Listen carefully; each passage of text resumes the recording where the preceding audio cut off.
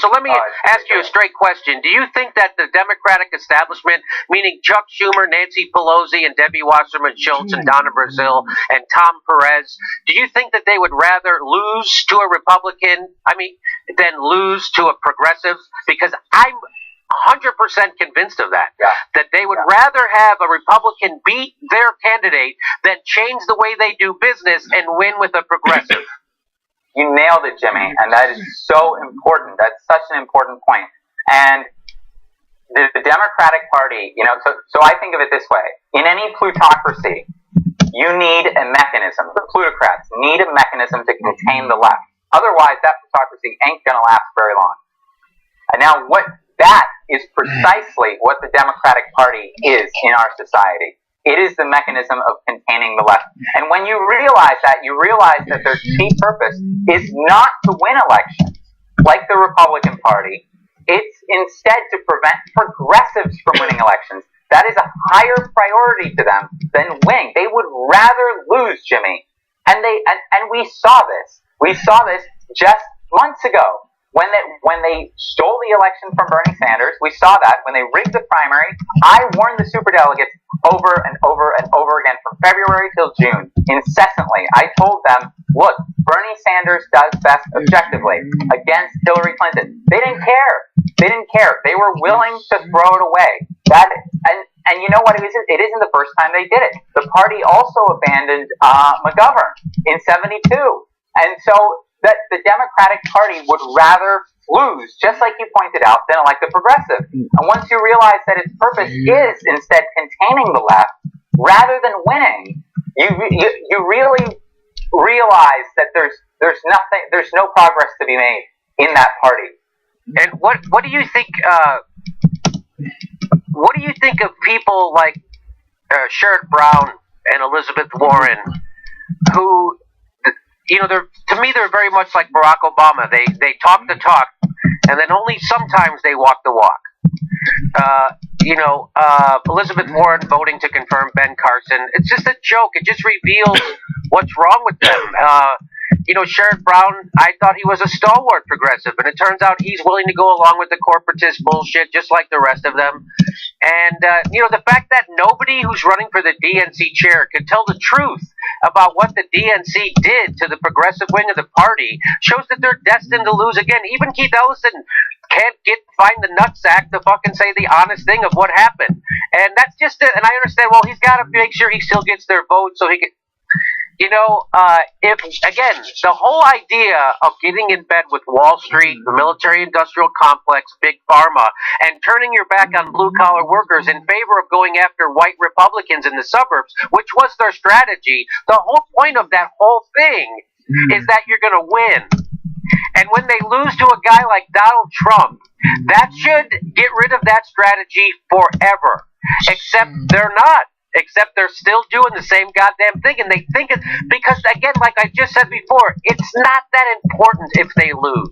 The important thing is to keep the revolving door going in government, lobbyists, and big corporations. So if I don't win this election, I'll be like Tom Daschle, and I'll get $2 million from the health insurance industry, and I'll come back and lobby against the public option. That's what our Democratic liberals stuff. So a lot of people say that Bernie said this isn't the time to do that, a third party. Did he say that? And if he did, aren't you kind of being rude? So 3 days after we launched, Jimmy, it was incredible. Meet the Press asked Bernie, Chuck Todd asked Bernie about our campaign. Specifically, they pointed out to him the fact that statistics show that millions of people are leaving the party despite all the efforts to bring people in. And what Bernie and Chuck Todd approached him thinking that he was going to get Bernie to rule it out off the table, that he was going to get Bernie to dismiss it. And instead what Bernie did is he left the door open. He would not tell Chuck Todd that it was not an option. Instead he said, I'm working in the Democratic Party right now. And he wouldn't say anything else besides that. And so you think of how much pressure Bernie is under from the Democratic establishment politicians, who he himself is lobbying for Keith Ellison and for importation of drugs and all these things. And that context of all of that pressure that Bernie's under from them, and everything that he himself is trying to achieve with them, and you think that despite all of that, Bernie would still make it a point to leave the door open, that tells you he is giving us an opening. And that's because Bernie's highest priority is creating progressive change. And if we can convince Bernie, like you and I believe, that the best way to do that is really with a new party, then Bernie will do that. Bernie will go with it. And he's left the door open. Bernie has left the door open for us to convince him. So that's our mission right now. I had a theory, because the people who voted for Hillary, what they would tell me is that, you bite the bullet and you choose the lesser of two evil, like we've done, which led us to this situation in the first fucking place. So we keep doing what we always have done, and then after the election, we're going to hold their feet to the fire. If you had any power, it would be before you gave them your vote. And you can't hold Hillary Clinton's feet to the fire before you give her your vote. You ain't got a prayer in hell. You ain't got a chance in hell of holding her feet to the fire after you fucking elected her. That is the dumbest thing I ever heard, right? I don't know if you agree with that, but to me, it makes no sense. And the proof is they couldn't hold Barack Obama's feet to the fire at the time. So he's president right now. Where's your feet to the fire on Barack Obama, who looks at DAPL and says, we're going to let it play out for a few weeks? A few more weeks of police violence would be, I think, is what this country needs. So that because people, Jimmy, have tried to go to the left within the Democratic Party for decades. And they tried it with Obama. That's why Obama was so successful. Obama, he won by about a 7-point margin in 2008. Swept in good majorities in Congress, both houses of Congress, across the state level too, and so people voted for that. People wanted that progressive change that they thought he represented. As they kind of realized that their conditions, the conditions of their life were not improving, that's when they started losing faith in the Democratic Party. That's when they started actually moving elsewhere. So what is a consistent theme between the election of Barack Obama and the election of Trump? It's that the people want change, and people are desperate for it. And millions of people who voted for Barack Obama voted for Donald Trump afterwards. So that's what they're looking for. And I think that most of those people voted for him despite his racism, because they're just that sick of the establishment that they were faced with the choice of certain establishment and this vulgar, near authoritarian, and they're so sick of the establishment that they went with him. I know people who voted for Trump. I did not. I voted Green, but I know people who voted for Trump, and they're disgusted by his racism. They're disgusted by his sexism. But they know the real world consequences of neoliberalism now, and they wanted to shatter the establishment. And we've had people on this show who are blue collar people. We've had Nick Smith. He was a Waffle House cook from Virginia, and he came out and he told us. He said, everybody here, we know that Donald Trump is a loudmouth Yankee who should have got his ass kicked a long time ago, but he's the only one promising something, which is more than Hillary Clinton would even do.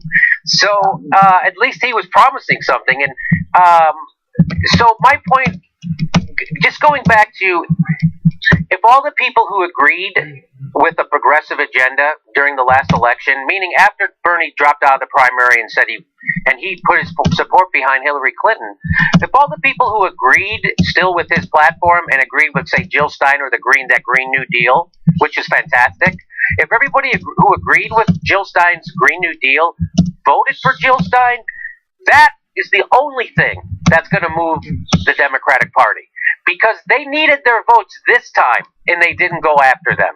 They didn't go after, but they'll still turn around and wag their finger at Jill Stein and the Green Party and the people who voted for her. They say, you're bad. It's like, no, that's not how politics works. Politics works is if the politician doesn't get enough votes, it's the politician's fault. And you're supposed to figure out a way to get those people to vote for you. And if you can't figure out a way to do that, you're a shitty problem solver and a horrible politician. And if you can't get people to vote for you when you're running against Donnie Tanahan's Trump, that means you're the worst politician in the history of our country. Right. That's what I would say. That's what democracy is about, Jimmy. Not even just politics. Democracy is about you ask the people what they want, and then you represent that. And if you represent that, then you should win. I mean, in theory. And so, yeah, we didn't see that. And some people say, oh, it would be so hard to kind of create a new party. Well, 57% of Americans want a new party, and the direction of the movement since the election has been into independent status. It's just the Democratic Party that's lost that 20% of its following and party identification. That has been into independent status. So there's this gigantic of independence now that vastly outnumbers either of the two parties by double digits. And if Bernie, all that we need is someone who can go out there and unify that mass of independents, essentially. And the best person to do that, really the only person that I can think of, is Bernie Sanders, because he did it during the primaries. He already did it. He built that coalition that we could have. I think if Bernie left the Democratic Party and started his own party, then he would automatically, that would break the Democratic Party. It would fall apart. Nick, I couldn't agree with you 100,000 more. I couldn't. Exactly. He's the number one politician in the country right now. He's the one who filled stadiums. The only other guy to do that was Donald Trump. He fills stadiums. No, there's no energy for any. There's no Cory Booker energy. There's no Dianne Feinstein energy. There's no Chuck Schumer energy. There's no energy for any of those other goddamn Democrats. Zero. You're exactly right. I'm so behind you on this, Nick. I can't tell you how much I'm behind this idea. I've been wanting to work outside the two parties. It's because it's just like it's just one heartbreak after another. And to watch them sit up there and be asked a direct question about did the Democratic National Committee put their thumb on the scale against the progressive candidate, and for them to dodge it like a bunch of cowards and say that's a gotcha question, that's what's wrong with, that's not being a leader. That's the Democratic not leadership committee. That is unbelievable that they did that. And you think you're going to, again, you're not going to beat Trump with half measures and more corporatism. That's not going to beat Trump. And that's not, people, by the way, because I tell people half the country didn't fucking vote. You know that half the country is also living in poverty or is considered poor? And people go, get it, where are you getting this from? You know who says that? White collar rich people say that. And they say that me voting green is because I'm privileged. No, the people who were voting green were the blue collar and the high school educated. And that's the people who are being most affected by these neoliberal policies. And like you said about the people who consider themselves independents, even before the general election, didn't 40% of the country, wasn't it like 30% of the country said they were a Democrat, 30% said they were a Republican, and then 40%, didn't they say they were independent? Isn't that, I mean, I'm not a math scientist, obviously. No, it was 42% before, it was 42% last year. Now it's up to 44%. Gallup predicts that it'll be up to 50% by 2020. By what percent? What percent by 2020? 50%. 50%.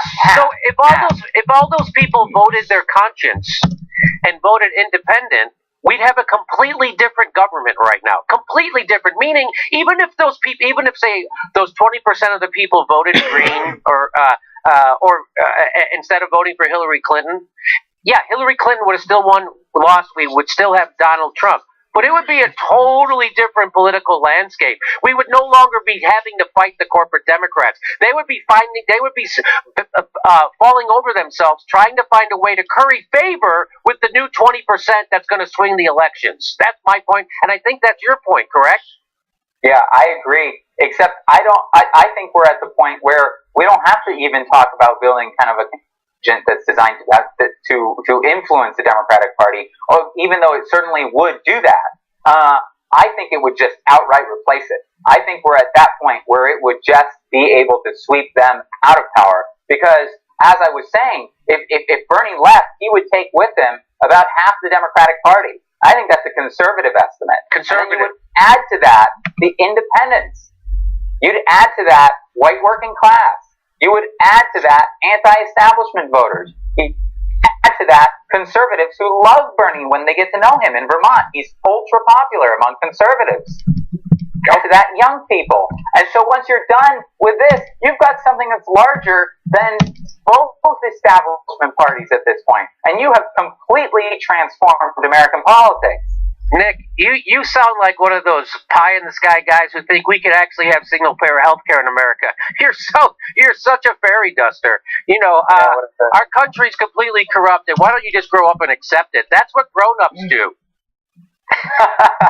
Hey, the next live Jimmy Dore show is March 4th. That's a Saturday. Get your tickets right below. The next one after that is March 20th. The shows sell out really fast, so get your tickets right now. Links right there.